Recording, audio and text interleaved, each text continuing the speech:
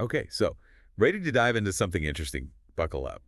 We're heading to the Netherlands, the land of bikes, windmills, and some seriously impressive urban planning.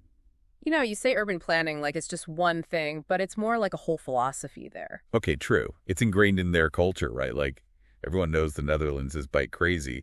But how did they become the ultimate cycling nation? What's the story there? Well, picture this. The late 19th century, and bikes, they were like the new hotness, a status symbol, not a necessity. Really? So, like, the opposite of how it is now. Exactly. Back then, a shiny new bike turned heads just like a fancy car might today. That's wild. Yeah. So when did things change? When did bikes go from being a luxury to, like, the backbone of their transportation system? Well, that's where things get really interesting. The 1970s were a turning point. The Stop to Kindermord movement emerged, Stop the Child Murder, and it was a powerful reaction to the rising number of child deaths from car accidents. Wow. That's heavy, but it makes sense, right? Yeah. They saw a problem and took action. Yeah, and this public outcry, combined with the oil crisis of '73, made the Dutch government hit the brakes on their car-centric policies. They realized things had to change, and they really committed to finding a better way. And that's when they went all in on cycling infrastructure. Exactly. And it wasn't just like, oh, let's add a bike lane here and there.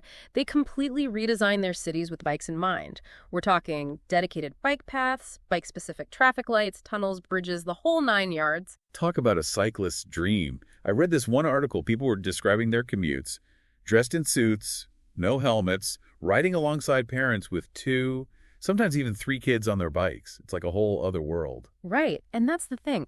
This level of comfort, this confidence in their infrastructure, it's just unimaginable in many other parts of the world. They've created a system where cycling isn't just a mode of transport. It's a lifestyle, a statement. In many Dutch cities, you could live your whole life without even owning a car. It makes you wonder what our cities could be like if we prioritized people over vehicles, huh? It really does. And it's not just about the physical infrastructure. There's a whole etiquette, an unspoken understanding on the road that makes it work. Right, like those unwritten rules of Dutch cycling everyone talks about? Exactly. The lack of helmets, for example, it's not because they're reckless. It's because their infrastructure is so safe, it's just not seen as necessary. So it's like a self-fulfilling prophecy. They invest in safety, people feel safe, and accidents are less likely. Precisely. And then there's that iconic bike bell, ding ding, a polite signal to let someone know you're passing. It's like a little reminder that even in a cycling haven, courtesy still matters. It all sounds incredibly civilized. It really is. This kind of mindful coexistence, this respect for everyone on the road, it contributes to a higher quality of life and the health benefits, the environmental impact. Well, that's a whole other conversation. And, when we talk about the Dutch being healthy, it's not just about looking good in those cycling shorts. It goes deeper. Okay, I see what you did there. But seriously, their commitment to cycling has some major perks, right? Absolutely. They consistently rank high in global happiness surveys. And a lot of experts believe their active lifestyle is a big contributor. Think about it. Fresh air, exercise, and a stress-free commute. Sounds like a recipe for a good mood. Yeah. And let's not forget the environmental benefits. Fewer cars on the road, less pollution, happy planet. It's a win-win. It really is. They're showing the world how individual choices, combined with smart urban planning, can make a real difference. But it's not like they just woke up one day with perfectly designed bike paths. It took a lot of work, a lot of planning. Okay, so let's get into that. What makes their cycling infrastructure so unique? What can other cities learn from their approach? Well, they didn't just try to squeeze bike lanes into existing cities designed for cars. They started from scratch, rethinking the whole concept of urban mobility. They call it filtered permeability. It's basically like, imagine a city where, depending on how you're getting around, certain routes are easier or faster to navigate. So, like, cyclists have their own special pathways, and cars have theirs, and they're designed to make the most efficient choice obvious. Exactly. It's about encouraging people to choose the greenest, most efficient option, whether it's cycling, walking, or public transport. And it's not just about making it easy, it's about making it safe, enjoyable even. Right. Those dedicated bike lanes everyone raves about. Oh yeah, they're everywhere, often painted bright red so they really stand out. And they're not just narrow strips squeezed in as an afterthought. These are wide, smooth paths, often elevated from the road, with their own traffic signals. No more dodging cars. Mm-hmm. Speaking of which, those bike-specific traffic lights are genius. They really thought of everything. And it's not just the big things, it's the little details too. Roundabouts designed for cyclists, bridges, tunnels, you name it. They've really created a cyclist's paradise. And then there's that story about Utrecht's bicycle parking garage. That one still blows my mind. A parking garage just for bikes. I know, right? It can hold something like 12,000 bikes. It's insane. But it shows how serious they are about making cycling easy and accessible.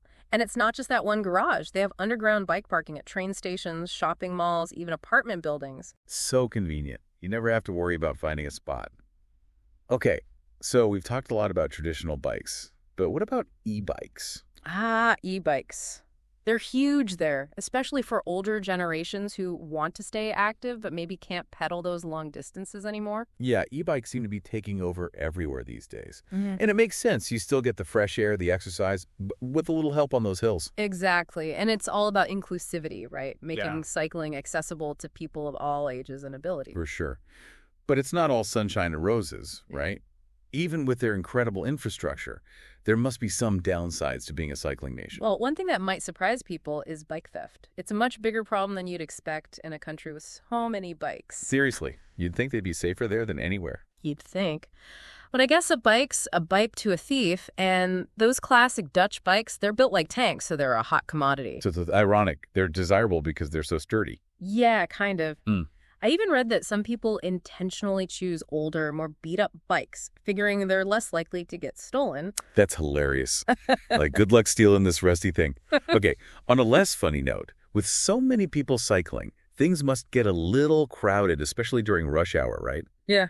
What about those bike lane traffic jams? Yeah, that's definitely a challenge. As more people choose bikes, the infrastructure has to keep up, which means constantly adapting and expanding. It's a good problem to have, but still something they have to manage. Right, you can't just build a bunch of bike lanes and call it a day. Yeah.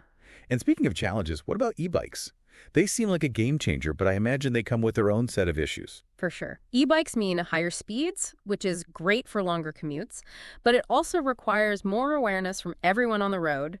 Plus, you need enough charging stations, clear safety regulations, that kind of thing. It's like every solution creates a new set of puzzles to solve. But hey, that's progress, right? Exactly. It's a work in progress, but they're definitely moving in the right direction. So, for those of us daydreaming about experiencing this cycling utopia for ourselves, what advice does our source offer? What do we need to know before we hop on a bike in Amsterdam? Well, first things first, rent a bike. It's the best way to see the city and get a feel for their cycling culture. But it's not as simple as just grabbing a bike and going. It's important to understand the rules of the road, the cycling etiquette. Dutch cyclists are generally very skilled and follow the rules carefully, so you don't want to be that tourist who doesn't know what they're doing. Right. Don't be that person. Learn your hand signals, people. Exactly. And be prepared for a different pace, a different flow to the traffic. You're sharing the road with cyclists, cars, trams, pedestrians. It's this whole dance. Yeah. But once you get the rhythm of it, it's exhilarating. It's like a whole new world of transportation. So as we wrap up our deep dive into Dutch cycling culture, what are your biggest takeaways? I think the key takeaway for me is that Dutch cycling culture isn't just about bikes. It's a mindset, a commitment to creating a city that prioritizes people, sustainability, and a high quality of life. They've really shown the world what's possible when we rethink our relationship with cars and invest in alternative forms of transportation. It's inspiring, for sure. And as other cities around the world look to the Netherlands for inspiration, you keep thinking, how will their own unique cultures and challenges shape their own cycling revolutions? That's the million-dollar question. The Netherlands provides a fantastic blueprint, but it's not about copying them exactly. It's about taking those core principles, safety, efficiency, enjoyment, and finding ways to integrate them into the existing urban fabric of each city, respecting its unique character. Absolutely. Well, there you have it, folks. A glimpse into the fascinating world of Dutch cycling culture. Hopefully it's left you feeling inspired and maybe even a little bit tempted to dust off your own bike. It's been a pleasure exploring this topic with you. And as always, thanks for joining us on this deep dive. Until next time, happy cycling, everyone.